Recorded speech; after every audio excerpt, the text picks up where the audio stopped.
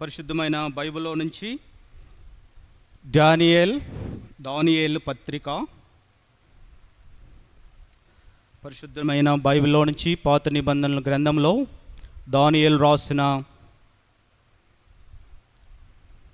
11వ అధ్యాయము,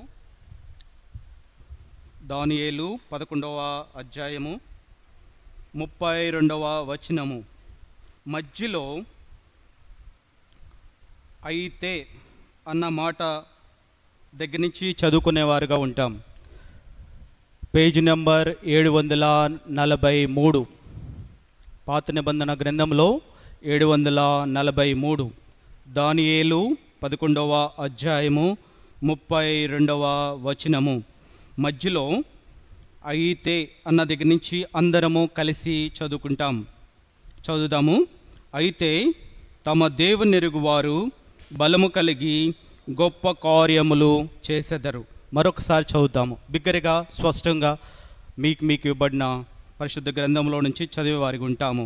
మనం అందరం దేవుని మహింపరచుట నిమిత్తమై కేవలం. అయితే తమ దేవునెరుగు వారు బలము కలిగి గొప్ప కార్యములు చేసెదరు. తిరిగి నిర్గమకాండము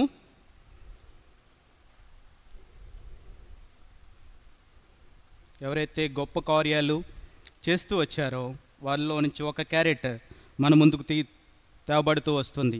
నిర్గమకాండము 31వ అధ్యాయం, ఎక్సోడస్ 31 చాప్టర్ వర్స్ 2, 2వ వచనము 31:2. నిర్గమకాండము 31:2 అందరము కలిసి చదువుకునేవారు. ఫస్ట్ నుంచి చదువుదాము. మొదటి 2 వచనములు చదివారు. మరియు యెహోవా మోషేతో ఇట్లనెను, చూడుము, నేను యూదా గోత్రంలో హూరు మనవడును హూరు కుమారుడైన బెజలేలును అను పేరు గల వారిని పిలిచితిని. మరొకసారి చదువుదాము, 2వ వచనం మాత్రమే. నేను యూదా గోత్రంలో హూరు మనవడును ఊరు కుమారుడైన బెజలేలు అను పేరు గల వారిని పిలిచితిని. ప్రార్థన.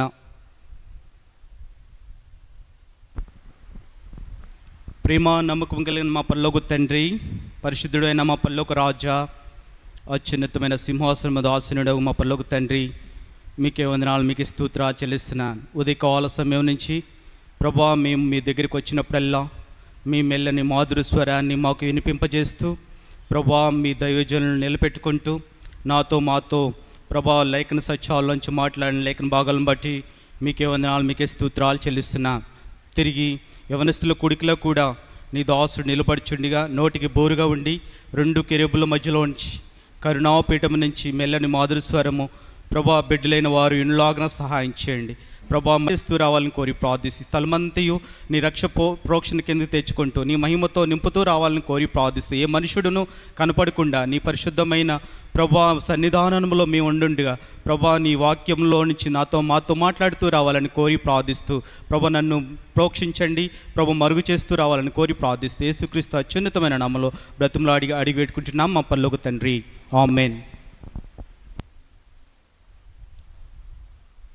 పరిశుద్ధమే బైబిల్లో అనేక మంది ప్రవక్తలు, యాజకులు, లేకపోతే అనేకమైన క్యారెక్టర్స్ ఉండగా అనేకమైన వ్యక్తులు ఉంటుండగా తమ దేవునెరుగు వారు బలము కలిగి గొప్ప కార్యములు చేసెదరు అనే అంశంలో ఇక్కడ బెజలేలు అన్న ఒక యవనస్తుణ్ణి నిర్గమకాండము 31వ అధ్యాయంలో పరిశుద్ధాత్మ దేవుడు రాస్తూ వచ్చాడు. అనేక సార్లు బెజలేలు అన్న మాట మనం చాలాసార్లు వినుంటాము.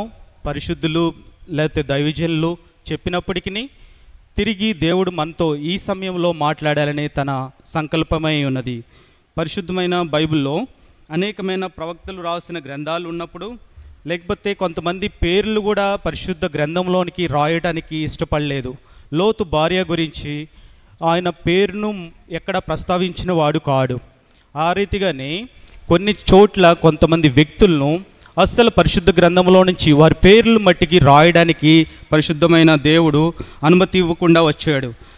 దేవుని యొక్క సంకల్పము ఏమై ఉన్నదంటే, దేవుడు జగత్తు పునాది వేయకమునుపై ఆదాము అవలను ఏర్పరచుకున్న దేవుడు ఏదేను తోటలో ఈ రీతిగా మనము బెజ్లేలుకు ముందు జరుగుతున్న విషయాల గురించి మనం ఆలోచించే వారికి ఉంటున్నాము. యవనస్తులుగా ఉన్నారు, వారికి కొంచెం అర్థమైన రీతిలో స్పష్టంగా కొంచెం చెప్పాలనే యొక్క ఆశయం ఉన్నది.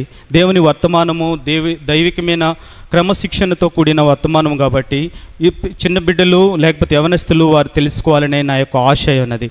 అయితే యేసుక్రీస్తు ప్రభువారు బెజ్లేలును ఏర్పరచక ముందు ఏం జరిగింది అన్న దాని గురించి చెప్తూ, ఇప్పుడు ఆదాము అవ్వ ఏదైనా తోటలో ఉంటున్నారు. మన పాటలు పాడిన రీతిగా ఆదాము అవ్వలను ఏదైనా తోటలో నుంచి దేవుడు బయటకు పంపించేసిన వాడు ఉంటున్నాడు. ఎందుకంటే ఆజ్ఞాతిక్రమం ద్వారా పాపము ద్వారా వారు మరణము కలిగేదిగా ఉంటుంది.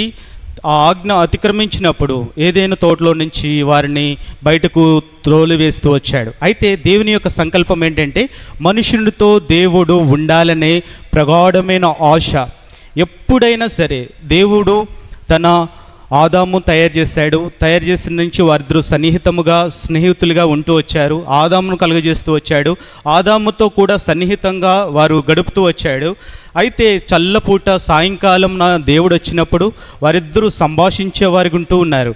అయితే దేవుడు అంత మాత్రంతో విడిచిపెట్టలేదు. దేవుని సన్నిధిలో వాళ్ళు ఎప్పుడు కొన్నప్పటికీ ఆజ్ఞ ఎప్పుడైతే అతిక్రమించారో అప్పుడు దేవుడు వాళ్ళని బయటికి తోసివేసిన నాటి నుండి దేవుని యొక్క సంకల్పము లేకపోతే ఆయన యొక్క అభిలాష ఏమై ఉందంటే మానవులతో ఆయన నివసించాలని, లేకపోతే మానవులతో ఆయన సంభాషించాలని, లేకపోతే మానవులతో ఆయన స్నేహించాలని ఆయన యొక్క ఆశయం ఉన్నది.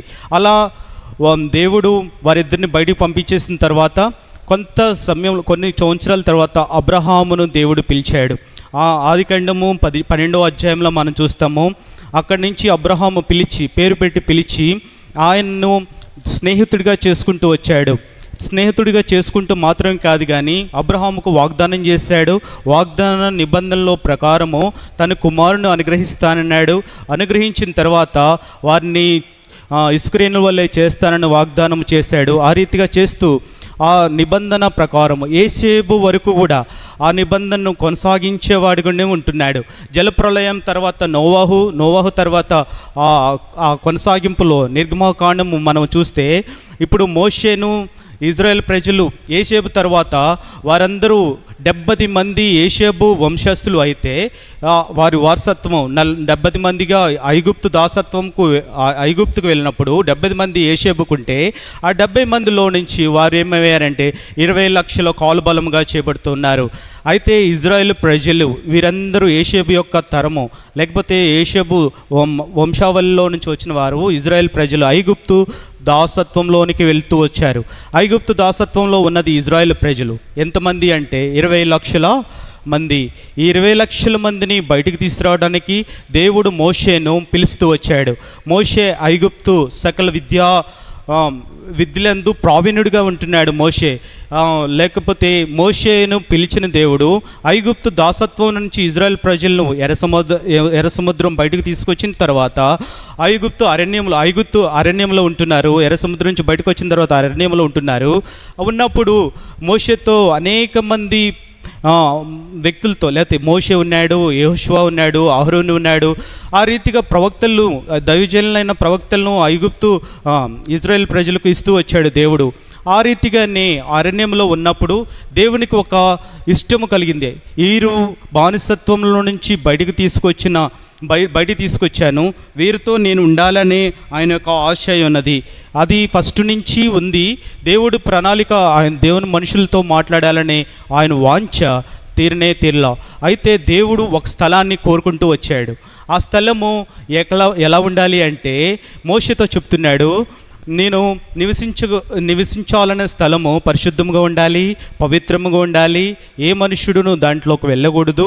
లేకపోతే పవిత్రమైన స్థలాన్ని నా కొరకు ఏర్పరిస్తే నేను మనుషుల్లో మధ్యలోనికి రావాలని నేను ఉండాలని నా యొక్క ఆశయం ఉన్నది అంటూ ఇక్కడ నిర్గమకాండము 31వ అధ్యాయంలో బెజలేలు అనే ఒక వ్యక్తిని మనం చూస్తున్నాము. ఆయన ఏం చేశాడు అని ఆలోచిస్తే ఒకసారి నిర్గమకాండము 31వ అధ్యాయంలో మనం చూస్తే, మరియు యెహోవా మోషేతో ఇట్లనెను. మోషేతో దేవుడే చెప్తున్న మాటలు ఇవి. చూడుము, నేను యూదా గోత్రంలో హూరు మనవడును హూరు కుమారుడైన బెజలేలు అను పేరు గలవాడిని పిలిచితిని. ఎందుకు పిలుస్తున్నాడు అంటే దేవుడు నివాసం ఉండడానికి ఒక స్థలం కావాల్సి వచ్చింది. అదే ప్రత్యక్షపు గుడారము. అరణ్యంలో చివర ఒక ప్రత్యక్షపు గుడారము. ఇప్పుడు మనమైతే మందిరాల్లో కూడుకుంటూ వస్తున్నాము. సొలొమోను కాలంలో సొలొమోను కూడా అంటే దావీదు సమకూర్చిన మందిరం కట్టడానికి సమకూర్చిన సామాగ్రి మొత్తము సొలొమోను కడుతూ వచ్చాడు. ఆ ప్రణాళికలో మొట్టమొదటి దేవుడు నివసించడానికి పరలోకం నుంచి ఆయన డైరెక్ట్ ఒక గుడారంలోనికి రావడానికి ఇష్టపడుతున్నాడు. పాత నిబంధన ప్రకారము మొట్టమొదటిగా పరలోకము నుంచి ఒక గుడారంలోనికి, ప్రత్యక్షపు గుడారంలోనికి దేవుడు రావడానికి ఇష్టపడుతున్నాడు. ఏదైనా తోటలో ఆదాము హవ్వలను బయటికి తోలివేసిన తర్వాత ఆయన మాట్లాడుతున్న ప్రవక్తలు కొంతమంది మనం చూస్తాం ఆదికాండము నిర్గమకాండంలో. అయితే ఇక్కడ ప్రజలతో మాట్లాడాలని ఆయన వాంఛ, ఆయన సంకల్పమే ఉన్నది. ఆయన అందరినీ ప్రేమిస్తున్నాడు. దేవుడు లోకమును ఎంతో ప్రేమిస్తున్నాడు. సో అలాగే ఇజ్రాయేల్ ప్రజలతో కూడా ప్రేమించి వారితో మాట్లాడాలనే ఆశల్లో భాగముగా ప్రత్యక్షపు గుడారంలోనికి వారు పాప పరిహారార్థ బలిగా అర్పించిన తర్వాత దేవుడు వారితో సన్నిహితంగా మాట్లాడాలని, ఆయన స్వరాన్ని వినాలని, ఆ రీతిగా ప్రత్యక్షపు గుడారము ఏ రీతిగా కట్టబడాలని ఆలోచిస్తే మోషేతో ఇట్లా అన్నాడు 31వ అధ్యాయం 1వ వచనంలో, మరియు యెహోవా మోషేతో ఇట్లనెను.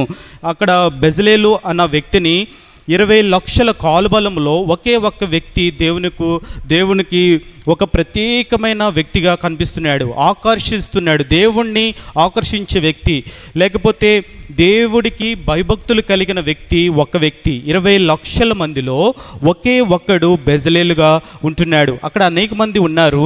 అయితే అయినప్పటికీ ఒక ప్రత్యేకమైన స్థానము, ఒక ప్రత్యేకమైన దేవుని పట్ల భయము, ఒక ప్రత్యేకమైన భయభక్తులు, లేకపోతే దేవుని పట్ల నమ్మిక ఉంచిన వ్యక్తి ఈ బెజలేలుగా ఉంటున్నాడు.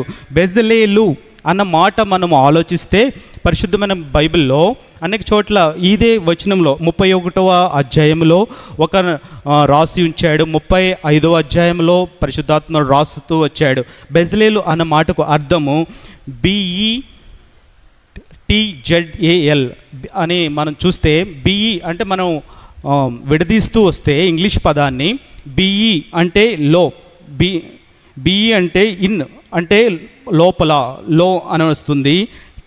TZAL అంటే షాడో అనే అర్థం. EL అంటే ఏల్ బేతేల్కి ఎలా ఉందో, ఏల్ అంటే దేవుడని మనకు అందరికీ తెలుసు, ఏల్. అయితే దేవుని నీడలో ఉన్న వ్యక్తి. బెజలేల్ అన్న మాటకు దేవుడు నీడలో ఉన్న వ్యక్తి అనే మాట. అయితే ఈ బెజలేలు దేవుని నీడలో ఉంటున్నాడు, ఆయన నీడలోనే వసిస్తున్నాడు. ఎవరైతే లోక ఆశల వైపు చూస్తారో, లేకపోతే ఎవరెవరినో ఆశ్రయముగాను నీడలుగా చేసుకుంటూ వస్తారో, లేకపోతే ఎవరెవరినో మనుషులు నమ్ముకుంటూ వస్తారో, వారి నీడలు లేకపోతే వారి యొక్క ఆశలు అన్నిటినీ తుచ్చమైనవిగా ఉంటాయి. ఈ లోక ఆశలను నీవు ఒకనాడు గతించిపోయే ఉంటాయి. అయితే భక్తుడైన యూనా కూడా ఒకసారి ఇలా అనుకుంటూ ఉన్నాడు. ఆయన ఒక నీడను కోరుకుంటున్నాడు. యూనా గ్రంథంలో మనం చూస్తాము, ఒక సొర చెట్టు ఉంది. ఆ సొర చెట్టు నీడన యూనా వెళ్ళి పడుకొని విశ్రమిస్తున్నాడు. అయితే విశ్రమించినప్పుడు అది అంతలోనే కలత చెందిన వాడుకుంటున్నాడు. వెంటనే ఎండిపోతూ వస్తుంది. ఈ లోకంలో కూడా అనేకమైన నీడలు నీకు కనపడవచ్చు, లేకపోతే ధనధాన్యములు అనే నీడ నీకు కనపరచవచ్చు, లేకపోతే ఆస్తులు నీకు కనిపించవచ్చు, అందచందాలు అనే నీడలు నీకు కనిపించవచ్చు. అవన్నిటినీ దేవుడు ఒకనాడు తీసివేసేవాడుకుంటాడు. అయితే దేవుని నీడ మనకు శ్రేష్టమైనది. ఆయన ఆశ్రమై ఉన్నాడు, దుర్గమై ఉన్నాడు. బెజలేలుకు ఆయన మాటలోనే, ఆయన యొక్క అర్థంలోనే దేవుడే నాకు నీడ, లేకపోతే దేవుని నీడలో అని బెజలేలు ఈయన బెజలేలు ఏ గోత్రానికి చెందినవాడు అని మనం ఆలోచిస్తే యూదా గోత్రానికి చెందిన బెజలేలు. యూదా గోత్రము ఎక్కడి నుంచి వచ్చింది అని ఆలోచిస్తే యాకోబు, లేయా వారి 4వ సంతానమే ఈ యూదా అను మాటకు స్తుతి అని మనం చూస్తాము. ఎక్కడంటే ఆదికాండంలో చూస్తాము, యూదా అంటే అందరికీ తెలుసు, యూదా అంటే స్తుతి.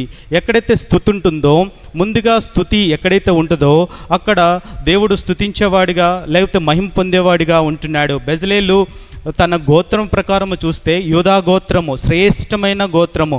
అది యూదా గోత్రపు సింహము యేసుక్రీస్తు ప్రభువే. యేసుక్రీస్తు ప్రభు కూడా ఈ యూదా గోత్రంలోంచి రావడానికి ఇష్టపడ్డాడు. దావీదు ఈ యూదా గోత్రానికి సంబంధించిన వ్యక్తి. ఈ యూదా గోత్రంలో సంబంధించిన దావీదు తద్వారా యేసుక్రీస్తు ప్రభు కూడా యూదా గోత్రంలో నుంచి రావడానికి ఇష్టపడుతూ వచ్చాడు. మొట్టమొదటిగా బెజలేలు దేవుని నీళ్ళలో ఉన్నాడు, దేవుణ్ణే నీడిగా చేసుకుంటూ వస్తున్నాడు. అందుకనే దేవుడు దేవుడు ఏర్పరచుకున్న బెజలేలు. మొట్టమొదటిగా దేవుడు బెజలేలును ఏర్పరచుకున్నాడు.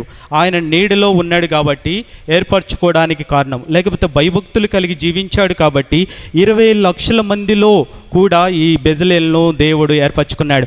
సపోజ్ మనం అనుకున్నాము విజయవాడ పట్టణం మొత్తం 20 లక్షల జనాభా ఉన్నారనుకోండి.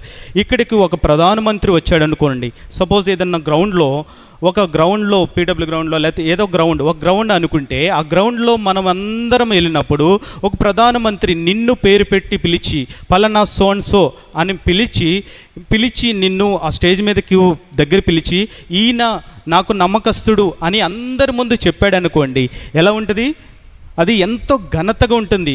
యావత్ ప్రపంచానికి లేకపోతే యావత్ ఈ విజయవాడ పట్టణానికి ఒక కనువింపు నీపై వారి కన్నులు మోపేవారికి ఉంటారు, లేకపోతే చూచేవారికి ఉంటారు. లేకపోతే నువ్వు అనుకుందాం యవనస్తులుగా ఉన్నారు కాబట్టి ఒక యూనివర్సిటీలో ఒక ప్రొఫెసర్ లేకపోతే ఒక ఏదన్నా మీటింగ్ జరుగుతున్నప్పుడు ఈ ప్లేస్కి పలానా వ్యక్తి స్టేజ్ మీదకి రావాలి, సో అండ్ సో పలానా యవనస్తుడు రావాలి, ప్రవీణ్ రావాలి ఈ స్టేజ్ మీదకి అన్నాడు అనుకోండి. ఆ వ్యక్తి వెళ్ళినప్పుడు ఆ యూనివర్సిటీలో ఉన్న జనాలు లేకపోతే అక్కడున్న యవనస్తులు మొత్తం ఆ వ్యక్తిని చూసేవారికి ఉంటారు. ఆ వ్యక్తికి ఘనత, ఈ ప్రాజెక్ట్ నువ్వే చేయాలి అంటే ఎంతో ఘనతగా ఉంటుంది యవనస్తులైన వారికి. లేకపోతే ఎవరికైనప్పటికీ, లేకపోతే ఒక షీల్డ్ అందుకోవాలనుకోండి ఆగస్టు 15కి లేకపోతే జనవరి 26కి కలెక్టర్ ద్వారా షీల్డ్ అందుకోవడానికి చాలామంది వెళ్ళినప్పుడు ఆ షీల్డ్ తీసుకునేటప్పుడు ఎంతో ఘనతగా ప్రశంసలు కలిగిన వ్యక్తిగా మనం చూస్తాము. అలాంటి వ్యక్తే ఈ బెజలేలు. 20 లక్షల మందిలో ఒక వ్యక్తి, దేవునిచే ఏర్పరచబడిన వ్యక్తి ఈ బెజలేలు. ఎందుకు అంటే ప్రత్యక్షపు గుడారము కొరకై తయారు చేయుట కొరకై ఆయన బెజలేలను కోరుకున్న వాడిగా ఉంటాడు. ఆయన యూదా గోత్రానికి సంబంధించిన వ్యక్తిగా మనం చూసాము. ఆయన యాకోబు వంశస్థుడిగా ఉంటున్నాడు. ఆ రీతిగా ఆయన దేవుని ప్రణాళిక అయి ఉన్నది. దేవుడు మన మధ్యలో, నేను నీ మధ్యలో ఉన్నట్లుగా నాకు పరిశుద్ధ స్థలమును ఏర్పరచమని మోషేకు చెప్తూ వచ్చాడు. ఏర్పరచబడినప్పుడు ఆ రీతిగా మోషే అనేక సంవత్సరాలు చూస్తూ వచ్చాడు. అనేక మంది వ్యక్తులను తను చూసేవాడిగా ఉన్నాడు. అయితే బెజలేలను కోరుకున్నప్పుడు బెజలేలను పిలిచిన వాడిగా ఉన్నాడు మోషే పిలిచి బాబు బెజలేలతో అంటున్నాడు, హూరు కుమారుడు. ఇది ఫస్ట్ చూద్దాము. నిర్గమకాండము అంటే బైబిల్లో చూపిస్తే బాగుంటుందని నా యొక్క తలంపు. లోకానుసారమైన మాటల కంటే నిర్గమకాండము 31వ అధ్యాయము 2వ వచనము. యూదా గోత్రములో హూరు మనవడును హూరు కుమారుడు. హూరు మనవడు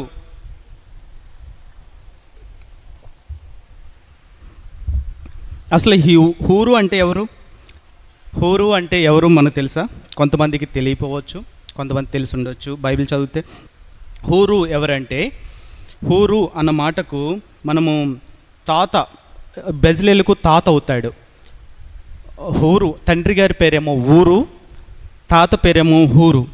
హూరు అన్న మాటకు అర్థము ప్రకాశము అనే అర్థం వస్తుంది. హూరు అన్న మాటకు ప్రకాశము అంటే వెలిగింపబడుట, ప్రకాశుడైన అని అర్థం, లేకపోతే ప్రకాశము. హూరు అంటే బెజలేలు తాత దగ్గర నుంచి ఇది వస్తుంది వారసత్వముగా బెజలేలుకు, దేవుని దగ్గర పనిచేసే భాగ్యము. ఈ హూరుని మనం కొన్ని చోట్ల చూడగలము. ఎక్కడ చూస్తామంటే ఒక చోట మోషే గారు చేతులెత్తుతూ వస్తాడు. అది ఎక్కడంటే ఇజ్రాయేల్ ప్రజలు రెఫేదేములో దిగినప్పుడు అమాలేకుల పైన యుద్ధం చేయడానికి రెఫేదేము లో వారు దిగి యుద్ధం చేసే వారికి ఉంటారు. రఫేదేములో అమాలేకులు యుద్ధానికి ఇజ్రాయెల్ ప్రజల మీదకి వస్తున్నారు. యోర్దాను నది దాటిన తర్వాత ఇజ్రాయెల్ ప్రజలు అరణ్యంలో ఉన్నప్పుడు రఫేదేము అనే స్థలంలోనికి ఈ ఇజ్రాయెల్ ప్రజలు దిగినప్పుడు అక్కడ అమాలేకులు ఉన్నారు. ఆ అమాలేకులు ఇజ్రాయెల్ ప్రజలతో యుద్ధము చేయడానికి వస్తారు. వచ్చినప్పుడు రఫేదేములో యుద్ధం చేయడానికి వచ్చినప్పుడు అప్పటి వరకు యుద్ధము చేయని వారు ఈ ఇజ్రాయెల్ ప్రజలు.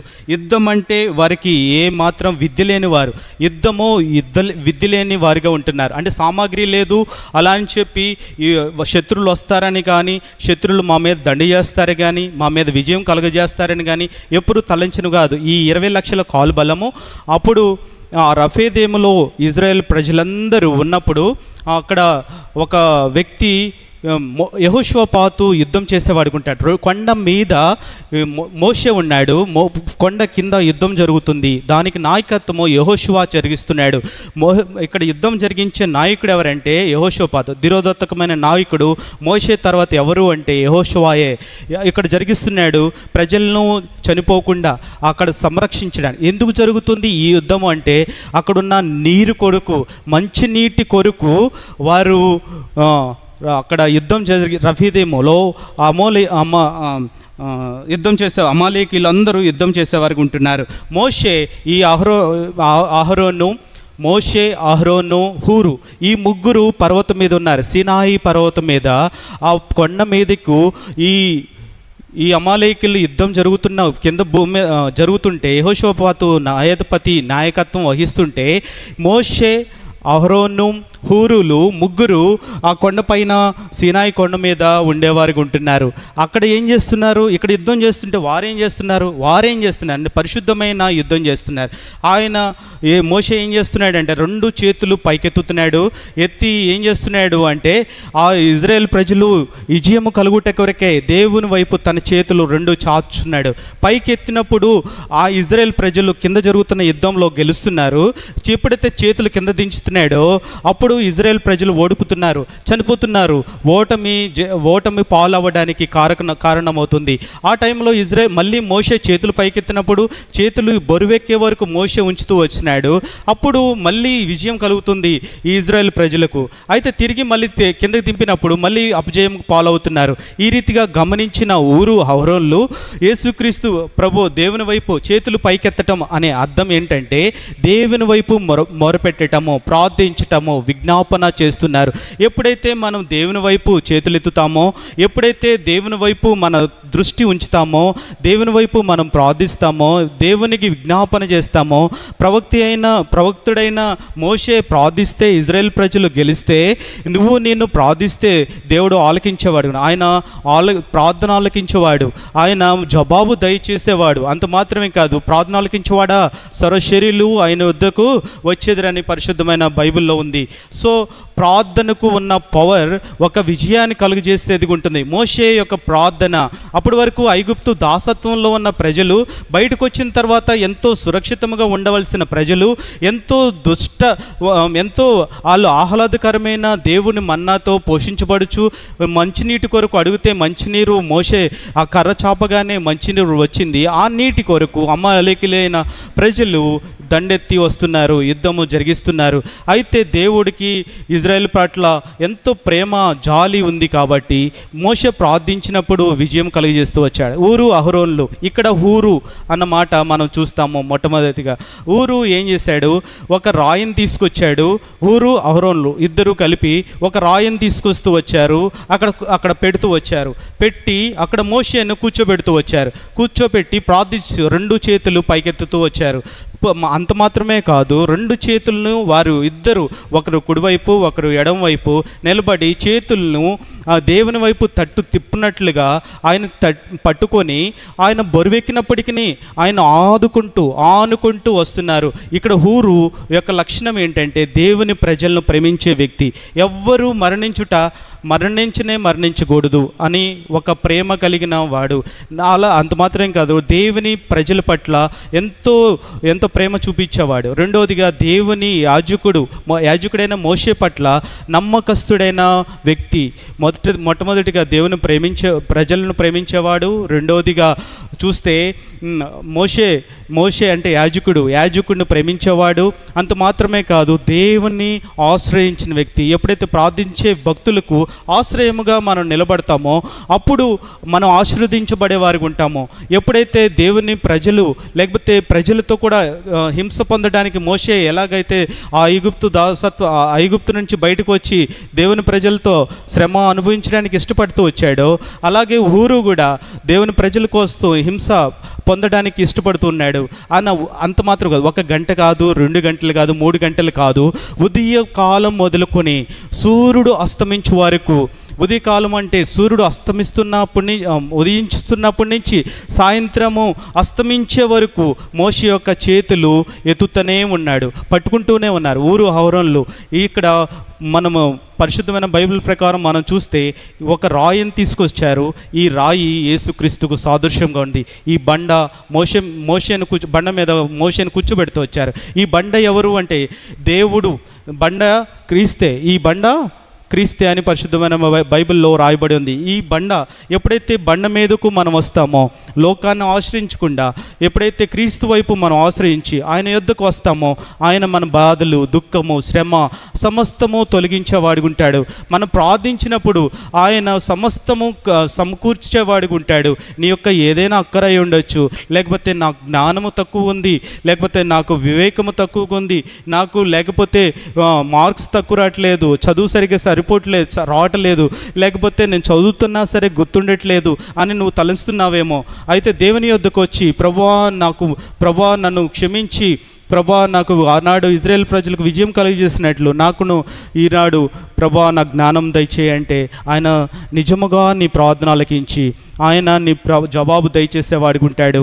అంత మాత్రమే కాదు, నిన్ను సంపూర్ణమైన ఆశీర్వాదాలతో నింపేవాడిగా ఉంటాడు. ఇక్కడ ఇజ్రాయేల్ ప్రజల పట్ల మోషేకు చేతిని పట్టుకున్నవాడిగా చూస్తాము. అంత మాత్రమే కాదు, మోషే 40 దినములు మోషే ఆ అరణ్యంలో లేకపోతే కొండ మీదకి వెళ్ళినప్పుడు అక్కడ కూడా మనం ఇదంతా నిర్గమకాండంలో చూస్తాము. అది ఊరు యొక్క జీవితానికి సంబంధించింది. ఈ ఊరు ఎవరంటే మనము క్లుప్తంగా చూస్తే ఈ బెజ్లేలు యొక్క తాతగారే హూరు. ఆయన పేరు హూరు. ఆయన అర్థం ఏంటంటే ప్రకాశము అని మనం చూస్తాము. దేవుని ప్రజల పట్ల ఎంతో ప్రేమ కలిగిన వ్యక్తి. ఇది కనుక ఒకసారి ఆలోచిస్తే బెజ్లేలు తండ్రి హూరు, హూరు తండ్రి హూరు. వీళ్ళు ముగ్గురిని కనుక మనం చూస్తే పాత నిబంధనలో ఒక వ్యక్తి గుర్తొస్తాడు. ఎవరు అంటే రెండో తిమోతి ఒక వ్యక్తి కనిపిస్తూ ఉంటాడు. మనం చాలాసార్లు ధ్యానిస్తాము ఈ వ్యక్తి గురించి. తిమోతి అనే భక్తుడు ఉన్నాడు. అది కూడా చూస్తే 2వ తిమోతిలో 1వ అధ్యాయంలో 5వ వచనం లాస్ట్లో ఉంటుంది. 2వ తిమోతి 1వ అధ్యాయము 5వ వచనం లాస్ట్లో ఉంటుంది. ఒకసారి ఎవరైనా చదువుతారా? ఆ విశ్వాసము మొదట నీ అవ్వయైన లోయలోను నీ తల్లి అయిన ఇనేకయలోను వసించును. అది నీయందు సహా వసించుచున్నదని నేను రూఢిగా నమ్ముచున్నాను. పాత నిబంధనలో బెజ్లేలు వారి తండ్రి వారి తాత కూడా ఎలా అయితే రూఢిగా దేవుడిని నమ్ముతూ వచ్చారో, ఆ విశ్వాసంలో కొనసాగుతూ వచ్చారో, అదే రీతిగా కొత్త నిబంధనలో ఈ తిమోతిని మనం చూస్తాము. అక్కడ చూస్తాము, అదే రీతిగా ఇక్కడ కూడా చూస్తాము. అక్కడేమో పురుషుల్ని చూస్తాము, ఇక్కడ మా అమ్మగారిని చూస్తాము, తల్లిగారిని చూస్తాము. మొదటిగా అవ్వయైన లోయ, తల్లి అయిన ఇనేకేయలో. ఇక్కడేమంటున్నాడంటే నిర్గమకాండంలో మనం చూస్తే బెజ్లేలు యొక్క తాత పేరు హూరు, ఆ తండ్రి పేరేమో ఊరు. అతను సేమ్ ఒకే క్యారెక్టర్స్ మనం చూస్తాము. అతను కూడా అపోస్తుడైన పౌలుకు ఎంతో సమీపముగా ఉంటూ వచ్చాడు. ఇక్కడ బెజ్లేలు కూడా మోషేకు ఎంతో సమీపస్తుడిగా ఉంటున్నాడు. మనం ముందుకు వెళ్ళగలిగితే ఊరు అంటే తండ్రి గారి మనం చూస్తే తండ్రి గురించి కనుక మనం ఆలోచిస్తే బైబిల్ ప్రకారము ఆయన పేరు ఏంటంటే ఊరు అన్న మాటకు అర్థము కాంతి గలవాడు, లేకపోతే వెలుగు అని చూస్తాము. ఊరు అంటే ఏంటి ఒకసారి చెప్పగలరా ఎవరైనా? ఊరు అన్న మాటకు కాంతి గలవాడు. ఊరు అంటే ఏంటి? తాత పేరేంటి? తాత పేరు ప్రకాశము అయితే కొడుకు పేరు కాంతి, వెలుగు. ప్రకాశమైన కాంతేన వెలుగు. ఆయన అంటాడు, ఈ మాట ప్రకారం మనం చూస్తే దేవుడు ఆశ్చర్యకరమైన వెలుగులోనికి, మనం చీకటిలో నుంచి ఆశ్చర్యకరమైన తన వెలుగులోనికి మనల్ని ఏం చేశాడు? పిలిచిన వాడు కూడా. బెజలేల్ని ఏ రీతిగా పిలిచాడో దేవుడు మనల్ని కూడా ఆశ్చర్యకరమైన వెలుగులోనికి మనల్ని పిలిచేవాడుకుంటున్నాడు. దేవుని నీడలో ఉన్న ఈ బెజలేలు సర్వోన్నతుని నీడలో ఉంటున్నాడు. బెజలేలు అన్న మాటకు దేవుని నీడ అని అర్థము. మరొకసారి ఎందుకు చెప్తున్నాను అంటే, మీరు రాసుకుంటే లేకపోతే జ్ఞాపకం ఉంచుకుంటే ఎంతో మంచిదని ఈ మాటలు మళ్ళీ మళ్ళీ చెప్పడానికి ఒక అంటే మన మనిషి యొక్క ఆలోచన లేకపోతే జ్ఞాపక శక్తి 9 నిమిషాలు మాత్రమే, తర్వాత అది వెళ్ళిపోయేదిగా ఉంటుంది. సో దాని గురించి ఇన్నిసార్లు మీకు యవనస్తులుగా మనం ఉన్నాము కాబట్టి అది మళ్ళీ మళ్ళీ రిపీట్ చేయాల్సి వస్తుంది. ఈ దేవుని నీడలో ఉంటున్నాడు కాబట్టి, దేవుని నీడలో ఉన్న కొంతమంది భక్తులు ఉన్నారు, దేవుని ఆశ్రయించిన వారు ఉన్నారు, దేవుని వెంబడించిన వారు ఉన్నారు, దేవుని కొరకు ప్రాణాలను త్యజించిన భక్తులు ఈ పరిశుద్ధమైన బైబిల్లో ఉన్నారు. అయితే ఈ నీడలో మనం చూస్తే జస్ట్ ఊరికినే చూద్దాము యవనస్తుల కొరకు. కీర్తనలు 91వ అధ్యాయము, కీర్తన 91. ఈ నీడలో ఏముంటుంది అని మనం ఆలోచిస్తే, నేను త్వరగా ముగించడానికి ప్రయత్నిస్తాను. 91వ అధ్యాయంలో ఆయన నీడలో ఉంటే ఈ బెజ్లేలు కలిగిన ఆశీర్వాదాలే మనకు కూడా ఉంటాయి. ఆయన సర్వశక్తిని నీడకు వస్తున్నాడు, సర్వోన్నతిని నీడలో ఉంటున్నాడు. కీర్తన 91వ అధ్యాయంలో మహోన్నతిని చాటున నివసించువాడే సర్వశక్తిని నీడను విశ్రమించువాడు అంటున్నాడు. ఎవరైతే ఆయన నీడలోనికి వస్తారో, సర్వశక్తిని నీడలో విశ్రమిస్తారో, ఆయన ఆశ్రయముగాను, ఆయన కోటగాను, ఆయన నమ్మదగిన దేవుడిగా ఉన్నప్పుడు వేటగాని ఊరిలో నుండి విడిపిస్తాడు. ఇది లోకంలో మనం ఉన్నప్పుడు, ఆయన నాశనకరమైన గుంటలో ఉన్నప్పుడు ఏ తెగులు రాకుండా, 3వ వచనము, వేటగాని ఊరిలో నుండి నన్ను విడిపించు, నాశనకరమైన తెగులు రాకుండా నన్ను రక్షించును. ఆయనే తన రెక్కలతో నన్ను కప్పును, ఆయన రెక్కల కింద నాకు ఆశ్రయము కలుగును. ఆయన సత్యము కేడము డాల్నై ఉన్నాడు. రాత్రివేళ కలుగు భయములకైనను, పగటివేళ బాణముకైనను, చీకటిలో సంచరించను, తెగుళ్ళకైనను, మధ్యాహ్నమందు పాడు చేయు రోగముకైనను నాకు భయం. ఇవన్నీ రాస్తూ మోషే, ఇది కూడా మోషే రాస్తున్న కీర్తన అయి ఉన్నది. అవన్నీ రాస్తూ ఆ మహోన్నతిని చాటున నివసిస్తే, లేకపోతే నీడన నివసిస్తే ఎంత మేలని ఉంటుంది. అలాగే 13వ వచనం లేకపోతే 10వ వచనం, నీకు అపాయమేమీ రాదు, ఏ తెగులును నీ గుడారమును సమీపించదు, నీ మార్గములన్నిటిలో నిన్ను కాపాడును, ఆయన నిన్ను గూర్చి తన దూతలకు ఆజ్ఞాపించును. ఈ రీతిగా యవనస్తులుగా మనం లోకంలో ఉన్నప్పుడు, వేటగాని ఊరిలో ఉన్నప్పుడు, లేకపోతే నాశనకరమైన తెగులు, అనేకమైన పరిస్థితులు లోకంలో ఉంటున్నవి. లేకపోతే తెగులు అంటే అనేకమైన శ్రమలు అవ్వచ్చు, లేకపోతే కష్టాలు అవ్వచ్చు, శ్రమలు, ఈ రీతిగా అనేకమైన పరిస్థితుల్లో దేవుడే నీకు ఆశ్రయంగా ఉంటాడు. ఆయన రెక్కల కిందకు నువ్వు వస్తే, ఆయన నీడకు నువ్వు వస్తే, ఆయన నీకు ఆశ్రయముగాను, సత్యముగాను, కేడముగాను ఉంటాడు. ఎవ్వరిను ఆశ్రయించిన, మనుషులను నమ్ముకున్నట్టు కంటే యెహోవాను ఆశ్రయించుట మేలు. సో దేవుని మీద మనం ఆధారపడి జీవించగలిగితే మనం ప్రార్థించాలి, దేవుని మీద ఆధారపడాలి. ఆ రీతిగా దేవుడు మనకు తోడై ఉంటూ వస్తాడు, ఆయన విజయం కలుగజేసేవాడు ఉంటాడు. ఈ రీతిగా మనము బెజలేలు యొక్క జీవితాన్ని మనం చూస్తూ వస్తే, ఆయన మొదటిదిగా ఆయన ఏర్పరచుకున్నవాడు బెజలేలు. రెండవది భయభక్తులు కలిగిన బెజలేలు దేవుడు పేరు పెట్టి పిలుస్తున్నాడు. కొంతమంది భక్తులను బైబిల్లో పేరు పెట్టి పిలిచాడు. అబ్రహామును పేరు పెట్టి పిలిచాడు, యాకోబును పేరు పెట్టి పిలిచాడు, దావీదును పేరు పెట్టి పిలిచాడు, సమూయేలుని దేవుడు పేరు పెట్టి పిలుస్తూ వచ్చాడు, మోషేను పేరు పెట్టి పిలుస్తూ వస్తున్నాడు. బెజలేలును కూడా పేరు పెట్టి పిలిచిన వాడిగా ఉంటున్నాడు. పేరు పెట్టి పిలువబడిన బెజలేలు. ఆయన 20 లక్షల మందిలో ఉన్నప్పటికీ దేవుడు ప్రత్యేకమైన స్థానము దేవుని పట్ల ఉంది. ఆయన ఎంతో భక్తిపరుడుగా ఉంటున్నాడు కాబట్టి దేవుడు పేరు పెట్టి పిలుస్తాడు. మనల్ని కూడా పేరు పెట్టి పిలుస్తున్నాడు. లోకంలో ఉన్న మనల్ని ఆయన పిలుస్తున్నాడు. ఎలా పిలుస్తున్నాడు అంటే పరలోకపు పిలుపుతో పిలుస్తున్నాడు. కొన్నిసార్లు పిలుపులు దేవుని స్వరాన్ని మనం వినేవారు ఉంటాం. సమూయేలు చూస్తే ఆయన ప్రార్థనా మందిరంలో ఉన్నప్పుడు దేవుడు పిలిచిన వాడిగా ఉంటున్నాడు. సమూయేలు సమూయేలు అని పిలిచాడు. ఆ రీతిగానే చిన్ననాటి నుండి దేవుని స్వరాన్ని వినాలని మన యొక్క ఆశగా ఉండాలి. దేవుని స్వరము వినిపించాలంటే పరిశుద్ధమైన బైబిల్ చదవాల్సిన వారమై ఉన్నాము. చదివినప్పుడు తద్వారా దేవుడు పిలుస్తున్నాడు. తిమోతిని దేవుడు అపొస్తలుడైన పౌలు కూడా అలాగే ప్రేమిస్తూ వచ్చాడు. 2 తిమోతి 1వ అధ్యాయము 10వ వచనంలో పరలోకపు పిలుపు అని రాయబడుతుంది. ఒకసారి చదువుతారు. 2 తిమోతి 1వ అధ్యాయము 10వ వచనము. 2 తిమోతి 1వ అధ్యాయము 10వ వచనము. మనల్ని ఎలా పిలుస్తున్నాడు దేవుడు అని ఆలోచిస్తే, మన క్రియలను బట్టి కాక తన స్వకీయ సంకల్పం బట్టి అనాది కాలమునే క్రీస్తు యేసునందు మనల్ని అనుగ్రహింపబడినయో, క్రీస్తు యేసు మన రక్షకుడును ప్రత్యక్షత వలన బయలుపరచబడినదయ్యును తన కృపను బట్టి మనల్ని రక్షించి పరిశుద్ధమైన పిలుపుతో ఆయన మనల్ని పిలిచెను. పరిశుద్ధమైన పిలుపుతో మనల్ని కూడా యేసుక్రీస్తు ప్రభువారు పిలిచేవాడు ఉంటున్నాడు.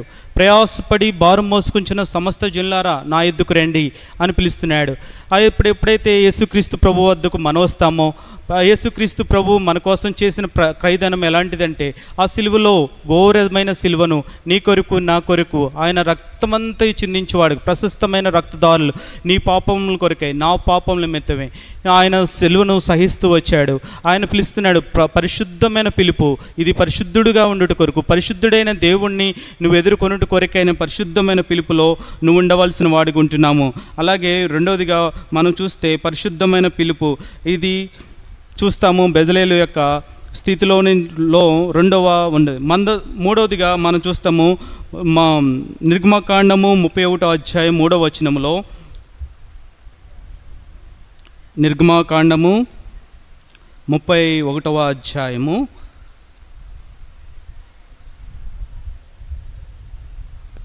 31వ అధ్యాయము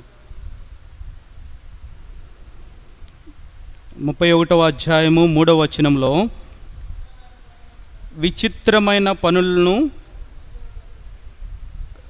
కల్పించుకున్నట్టును బంగారమును వెండిను ఇత్తడియు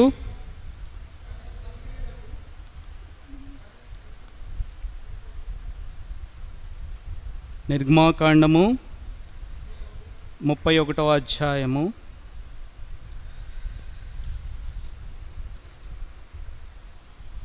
3వ వచనం. విచిత్రమైన పనులను కల్పించుటకును బంగారముతోనూ వెండితోనూ ఇత్తడితోనూ పని చేయుటకును పొదుగుటికై రత్నములను సానబట్టుటికై కర్రలను కోసి చెక్కుటికైను సమస్త విధమైన పనులను చేయుటకును జ్ఞానము విద్య వివేకమును సమస్త పనులను నేర్పు వానికి కలుగుటకును దేవుని ఆత్మ పూర్ణుడిగా చేసెను. బెజలేలను దేవుని మందిరపు ప్రత్యక్షపు గుడారము చేయుటలో మోషేకు సమస్తము నమూనా దేవుడు ఇచ్చిన తర్వాత ఎక్కడ ఏ వస్తువులు ఉండాలి, ఎక్కడ ఏ వస్తువులతో ఈ పరిశుద్ధమైన ప్రత్యక్షపు గుడారము తయారు చేయాలని అని రాసినప్పుడు ఆయన దేవుని ఆత్మ బెజలేలకు ఇస్తున్నాడు.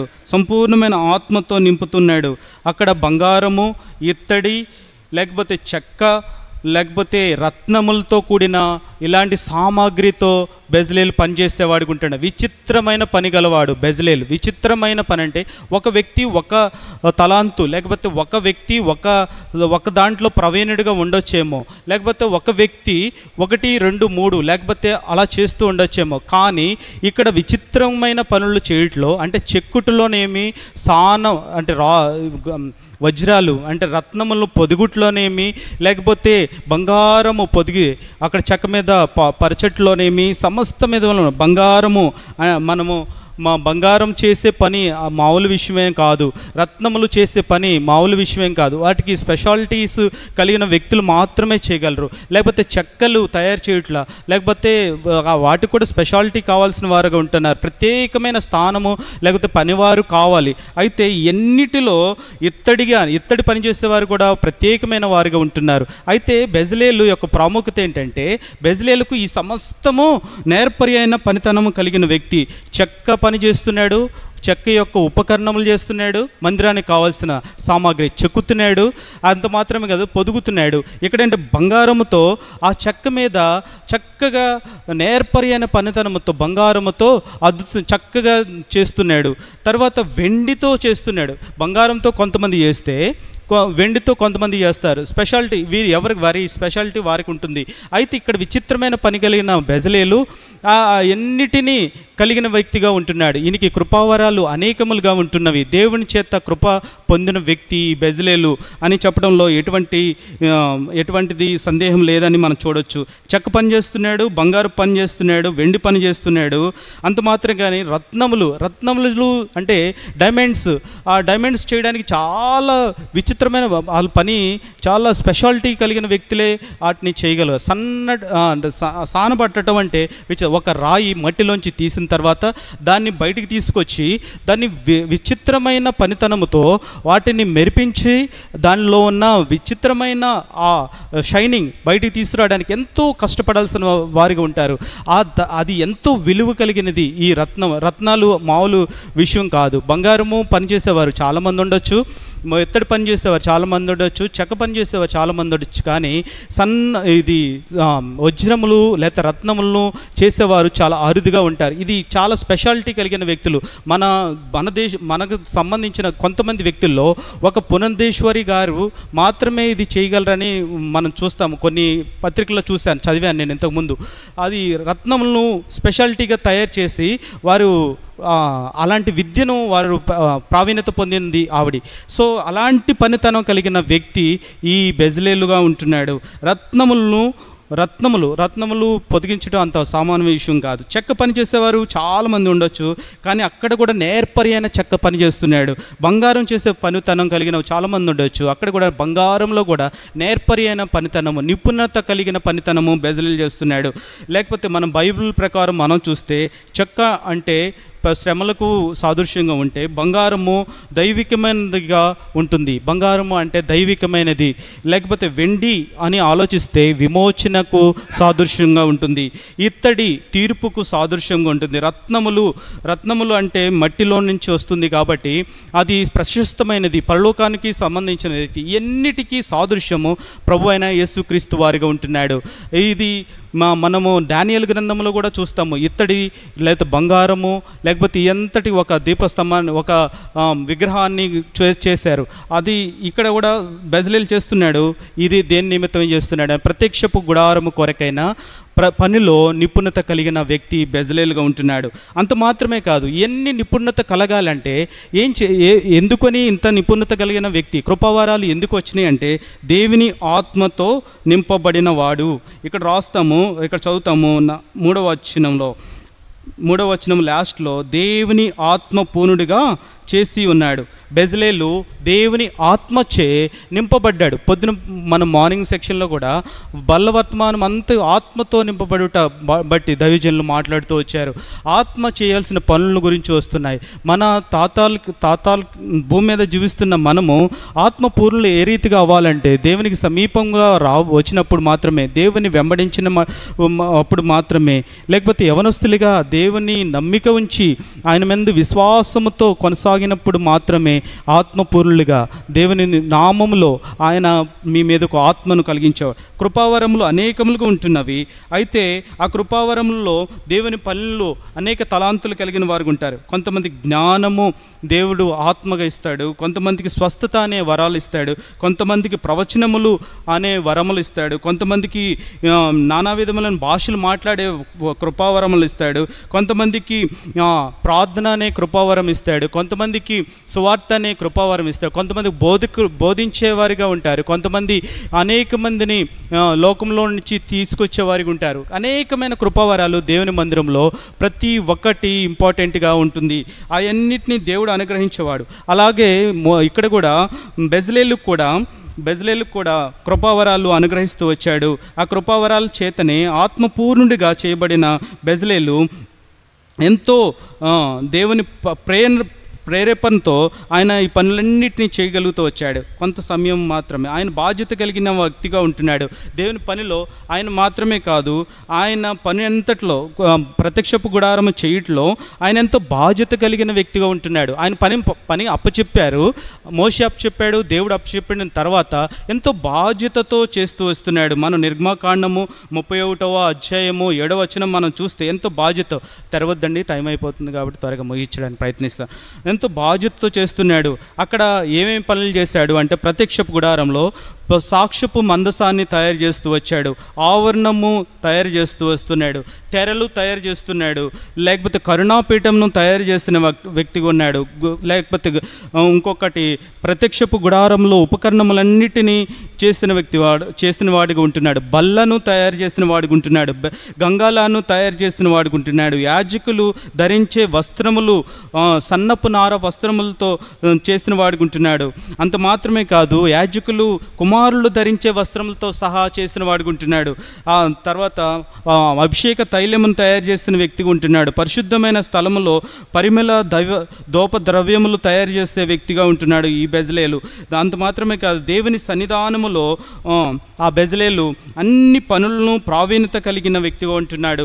మన జీవితాల్లో కూడా అనేక పనుల్లో దేవుని మందిరంలో కావచ్చు, లేకపోతే మనకి అప్పగింపబడిన ప్రతి పనిలో కూడా దేవుడు మన సహాయకుడిగా ఉండి పరిశుద్ధాత్మ మన మధ్యకు వచ్చినప్పుడు ఆయన అనేక పనులు మన ద్వారా జరిగించాలని ఆయన ఒక ఆశయం ఉన్నది. బెజ్లేల్ ద్వారా కూడా ప్రత్యక్షపు గుడారము కట్టుట్లో ఎంతో దేవుడు తన ఆత్మను కురిపింపజేస్తూ వచ్చాడు.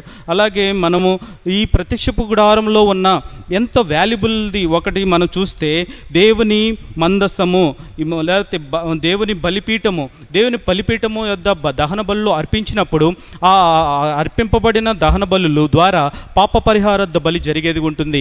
ఇది బెజ్లేలు చేసినప్పటి నుండి 1500 సంవత్సరాల తర్వాత సొలొమోను మందిరాన్ని కట్టించినప్పుడు, దావీదు కట్టడానికి పూనుకున్నప్పుడు సొలొమోను అంటే కట్టొద్దని చెప్పినప్పుడు సొలొమోను కడుతూ వచ్చినప్పుడు సొలొమోను ఎక్కడైతే బలిపీఠం కడుతూ వచ్చాడో అక్కడ ఈ బెజ్లేలు ఎక్కడైతే తయారు చేశాడో ప్రత్యక్షపు గుడారంలో బలిపీఠము కడుతూ వచ్చాడు కదా, ఆ బలిపీఠమునే సొలొమోను అంటే దావీదు కుమారుడైన రాజైన సొలొమోను కూడా ఈ ప్రత్యక్షపు గుడారంలో ఉన్న అదే బలిపీఠమును అక్కడ పెడుతూ వచ్చాడు. ఎన్ని సంవత్సరాల తర్వాత ఉంది అంటే 1500 సంవత్సరాల తర్వాత కూడా ఈ బలిపీఠము నిలిచి ఉంది. అంటే ఎంత స్టాండర్డ్గా చేశాడు, ఎంత నమ్మకస్తుడిగా చేశాడు, ఎంత బలమైన కార్యాలు చేశాడు అంటే తమ దేవుని ఎరుగువారు చెప్పండి బలము కలిగి గొప్ప కార్యములు చేస్తారు. 1500 సంవత్సరాల తర్వాత కూడా ఈ బెజ్లేలు చేసిన అక్కడ ప్రత్యక్షపు గుడారము తర్వాత రెండవదిగా కట్టించిన సొలొమోను బలిపీఠంలో కూడా ఇదే బలిపీఠంను తీసుకెళ్ళి సొలొమోను పెడుతూ వచ్చాడు. అంత స్టాండర్డ్ అయిన పనితనము, నేర్పరి అయిన పనితనము బెజ్లేలు చేస్తూ వచ్చాడు. అంత మాత్రమే కాదు, అక్కడ ఎంతో నమ్మకస్తుడిగా ఉన్నాడు, నిండు మనసుతో పనిచేశాడు, ఎక్కడ గొనుగులు సనుగుడు ఏమీ చేయలేదు, దేవుని వైపు చూస్తున్నాడు, ఆయన తట్టు తిరుగుతున్నాడు. అంత మాత్రమే కాదు, పని కూడా ముగించిన వాడు ఉంటున్నాడు. నిర్గమకాండము 40వ అధ్యాయం 39వ అధ్యాయంలో మనం చూస్తే పని మాత్రం చేసి వదిలిపెట్టలేదండి. ఆయన సమయం అయిపోతుంది కాబట్టి త్వరగా ముగించడానికి ప్రయత్నిస్తాను. నిర్గమకాండము 39వ అధ్యాయంలో 42వ వచనము, పేజ్ నెంబర్ 79. నిర్గమకాండము 39:42. యెహోవా మోషేకు ఆజ్ఞాపించినట్లు ఇజ్రాయేలు ఆ పని అంతయు చేసిరి. మోషే ఆ పని అంతయు చూచినప్పుడు యెహోవా ఆజ్ఞాపించినట్లు వారు దాన్ని చేసి ఉండిరి. అలాగునే చేసి ఉండిరి గనుక మోషే వారిని దీవించెను. ఎంత ప్రాముఖ్యమైన వ్యక్తి బెజలేలు. మోషే ఐగుప్తు సకల విద్యలకు ప్రావీణుడైతే ఈ దేవుడు ఏర్పరచుకున్న బెజలేలు ప్రత్యక్షపు గుడారంను సమస్త పనుల్లో కూడా చేసి ముగించిన వాడుకుంటున్నాడు. ఇక్కడ ముగించిన తర్వాత మోషేకు చూసి దీవించిన వాడుకుంటున్నాడు. ఈ మందసం ఆయన ముగింపులో ఆయన ముగించిన తర్వాత 40వ అధ్యాయానికి మనం వస్తే అక్కడ పనంతా ముగించబడిన తర్వాత దేవుని మేఘము ఆ గుడారమును కమ్మినది. అంటే దేవుడు రావడానికి ఇష్టపడింది. ఎవరైతే బెజలేలు, మోషే, అహరోనులు, యాజకులైన వారు చేస్తూ వచ్చారో ఆ పనంతా సంపూర్తిగా అయిపోయిన తర్వాత దేవుని మహిమ ఆ గుడారం మీదకు దిగి వచ్చినది. ఇక్కడ గుడారము అంటే ఒక మాటలో చెప్పాలంటే దేవుడికి మనమే ఒక ఆలయమై ఉన్నాము. ఇది పాత నిబంధన ప్రకారం మనం చూస్తే ప్రత్యక్షపు గుడారం అయితే యేసుక్రీస్తు ఛాయ అయిన యేసుక్రీస్తు ప్రభువారు శిలువలో కాచిన ప్రశస్త రక్తదారుల్లో ఆయన పాపాలకు విమోచన, అపరాధాలకు క్షమాపణ కలిగజేసి ఆయన ప్రత్యక్షపు గుడారమైన యేసుక్రీస్తు ప్రభువారు ఆ శిలువలో చేసిన క్రైదనమంతటిని శిలువలో కొట్టివేసి మన పాపములన్నింటినీ తుడిచివేయట కొరకాయ ఆయన శిలువ మానుపై చేసిన క్రైదనం ఎంతో శ్రేష్టమైనదిగా ఉంటుంది. ఆయన నేర్పరి అయిన పనితనము నీ పట్ల నా పట్ల ఒక్కొక్కరిని ఒక్కో రీతిగా కృపావరాలు ఇస్తూ ఒక్కొక్కరిని ఒక్కో రీతిగా లోకంలో నుంచి వేరే గోత్రముల నుంచి ఆయా భాషలు మాట్లాడే ప్రజల్లో నుంచి ఆయా జాతుల్లో నుంచి మనల్ని ఏర్పరచుకున్న వాడై ఉన్నాడు దేవుడు. సో దేవుడికి మనమే ఒక ఆలయమై ఉన్నాము. ఆయన మనకు ఆలయం, మనమే ఆయనకు ఆలయమై ఉన్నాము. ఆ రీతిగా దేవుడు మనల్ని ప్రత్యేకించుకుంటూ ఉన్నాడు. ప్రత్యక్షపు గుడారాన్ని ఏ రీతిగా ప్రత్యేకించుకున్నాడో దేవుడు మనల్ని కూడా ప్రత్యేకించుకుంటూ వస్తున్నాడు. దేవునికి మనము బెజలేలు వలె నమ్మకస్తులను, భయభక్తులతో కూడిన మన జీవితాలను, ప్రార్థనతో కూడిన విశ్వాసములో మనం జీవించినప్పుడు బెజలేలు వల్లే దీవింపబడేవారిగా, ఆశీర్వదింపబడేవారిగాను మనం ఉండేవారిగా ఉంటున్నాము. దేవుడు పరిశుద్ధమైన ప్రజలతో నివసించాలనే కోరిక ఈనాడు నీతో కూడా నాతో కూడా దేవుని దాన్ని వాగ్దానాలు ఇస్తూ నడిపిస్తూ ఆయన నీలో కూడా నివసించాలని ఆయన యొక్క ఆశ ఉన్నది. బెజలేలు యొక్క ప్రాముఖ్యతలో మనం చూస్తే బెజలేలు పేరు పెట్టి పిలువబడినవాడు, రెండవదిగా ఆత్మపూర్ణుడు, మూడవదిగా భయభక్తులు కలిగినవాడు, ఆయన విశ్వాసం కలిగినవాడు, ఆత్మతో నింపబడినవాడు, గొప్ప పనికి దేవుడు వాడుకున్నవాడు, నిపుణుడైన పనివాడిగా ఉన్నాడు బెజలేలు. సాధన చేస్తున్న వ్యక్తిగా ఉంటున్నాడు బెజలేలు. సాక్ష్యము కలిగిన వాడుకుంటున్నాడు బెజలేలు. క్రమశిక్షణతో కూడిన పనితనము లేకపోతే క్రమశిక్షణతో కూడిన విశ్వాసంలో కొనసాగిన వాడిగా ఉంటున్నాడు. అప్పగింపబడిన పని అంతటినీ జరిగించిన వాడుకుంటున్నాడు. నా జీవితాల్లో విశ్వాసమునకు కర్తయు దాన్ని కొనసాగించేవాడు యేసు వైపు చూస్తూ మన జీవితాలను కొనసాగించేవారు ఉండాలి. ఆయన మీద ఆధారపడి మన జీవితాలను కొనసాగించే పరలోకపు పిలుపుతో పిలువబడిన మనమందరము ఏక శరీరముగా చేయబడుతూ సంఘం అనే వధువు సంఘములో మనమందరము ఏక శరీరముగా ఆయన వచ్చినప్పుడు, పెళ్లి కుమారుడిగా వచ్చినప్పుడు, ఆయన మనల్ని ఎదుర్కొన్నప్పుడు ఆయన సంఘంలో మనం ఐక్యపరచబడే వారికి ఉండాలి. ఆయన మనం ఒక్కొక్క అవయవాలుగా చేస్తూ వచ్చాడు. అంత మాత్రం కాదని దేవుని మహిమార్థం మనం జీవించవలసిన వారికి ఉంటున్నాం. లోకంలో యవనస్తులుగా మనం వెళ్ళినప్పుడు మనం ప్రత్యేకమైన జీవితాల్లో కొనసాగించేవారు ఉండాలి. బెజలేలు ఏ రీతిగా అయితే మనల్ని ఒక సాదృశ్యంగా నిలబడుతూ వచ్చాడు, మనం కూడా లోకంలో అనేక మందిని మనం దేవుని వైపు త్రిప్పేవారిగాను, వెలిగించేవారిగాను, దేవుని కొరకు మనం బ్రతికి అనేక మందిని బ్రతికించేవారిగా, దేవుని కొరకు మనము నిలుస్తూ అనేక మందిని దేవుని ప్రజలతో సంతోషించేవారిగా ఉండవలసిన వారమనే. బెజలేలు అన్న మాటకు దేవుడే మనకు ఆశ్రయం, లేకపోతే దేవుని నీడలో మనము ఆయన నీడలోనికి రావాలి.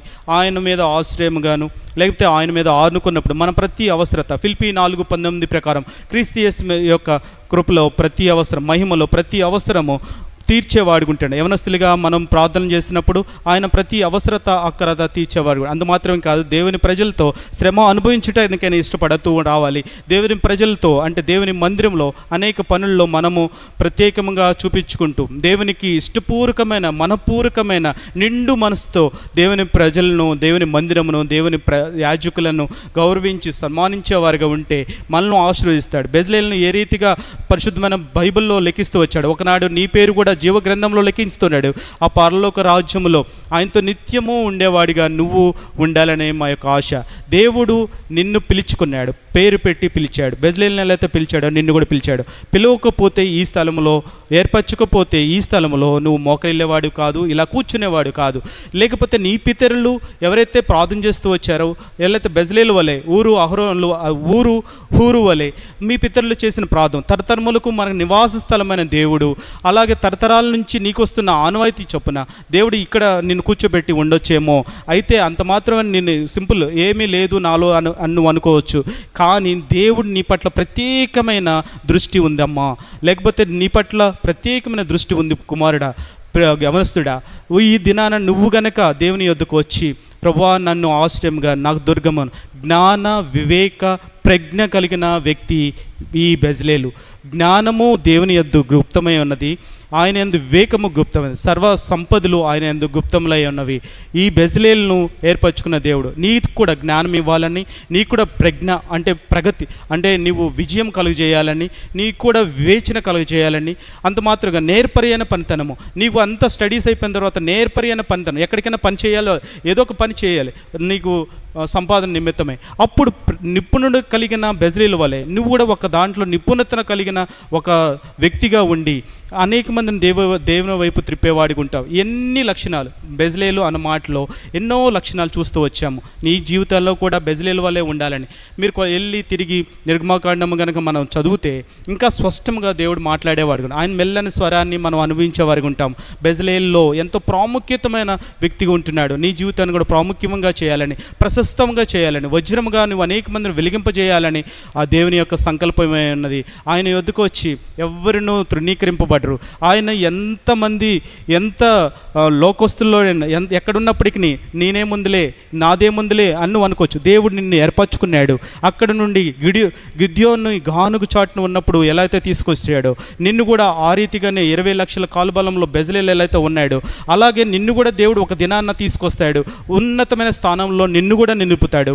అప్పుడు దేవుని నువ్వు గణపరిచేవాడు, తద్వారా దేవునికి మహిమ పొందేవాడు ఉంటా. ప్రత్యక్షపు గుడారం కట్టుట్లో బెజ్లేలుకు ఏ రీతిగా దేవుడు సహాయం చేస్తూ వచ్చాడు, నీకుడు సహాయం చేసేవాడికి ఉంటాడు. ఆయన నీతో నడుస్తున్నాడు, నీతో ఉండేవాడికి ఉంటున్నాడు, నీకు నేర్పరి అయిన పనితనం కల్పిస్తాడు. నీ జీవితాన్ని కూడా ఆయన ఒక మంచి పొజిషన్లో ఉంచడానికి ఆయన మీద నువ్వు ఆధారపడితే, ఆయనను ఆశ్రయిస్తే, ఆయన మీద నువ్వు ఆనుకుంటే ఆయనే సమస్తము మేలుకరంగాను ఆశీర్వాదకరంగాను చేసేవాడికి ఉంటాడు. ఈ మాటలు దేవుడు ఆశీర్వదించి దీవించి మన వినికిల్లో ప్రభు ఆశీర్వదించును గాక.